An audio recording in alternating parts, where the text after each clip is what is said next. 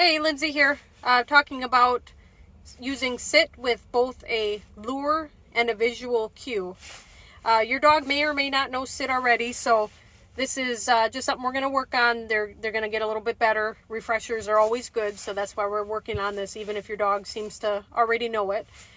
For sit, we're going to do two separate cues. We're going to do a visual and we're going to do a verbal cue.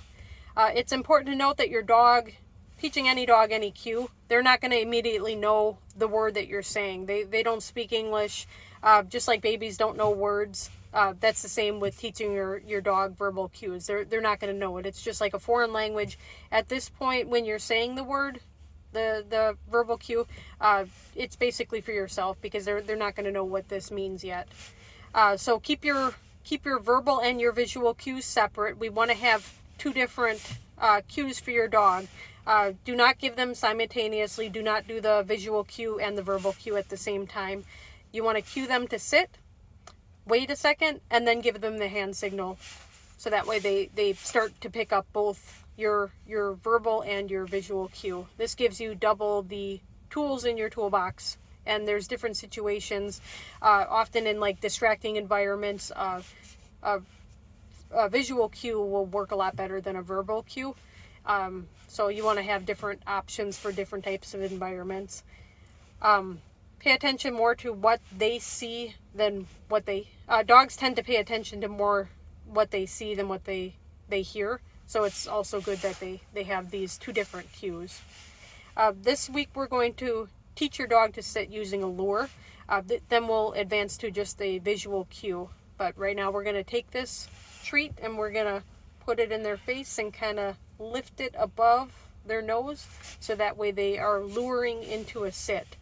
We're going to teach this using the two-handed approach. So we want to have the lure hand out with the treat, and then we're going to keep the reward treats behind our back with the other hand. So using that two-handed approach.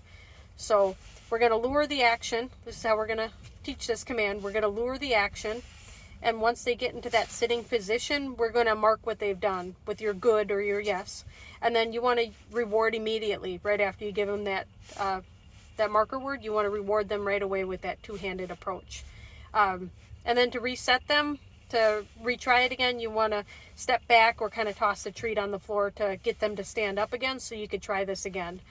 Repeat it about 5 times in a row in quick succession, so that way they kind of get an idea of what's going on. And then release your dog, give them that okay, tell them we're done, and give them like a 15-second break or so.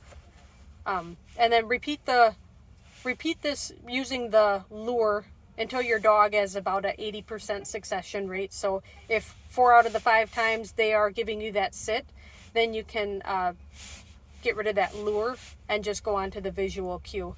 The lure that you've been using turns into the visual cue. A lot of people use like a swoop hand up, or I like to use this. Whatever your visual cue is, make sure that you're consistent. Move your hand upward, whatever it is. Also, make sure you're still marking that behavior even though you're not giving or you're not luring them anymore. You still have to mark that behavior and let them know they're doing the right thing. And reward them immediately using that two-handed approach. So you're going to use the one hand for luring without the treat or just giving that visual cue, and then using that other hand that's behind your back to reward them with the treat. And then again, reset them, get them out of the sitting position by either stepping back or tossing a treat. And then do this again about 5 times, and then release and give them like a 15-second break.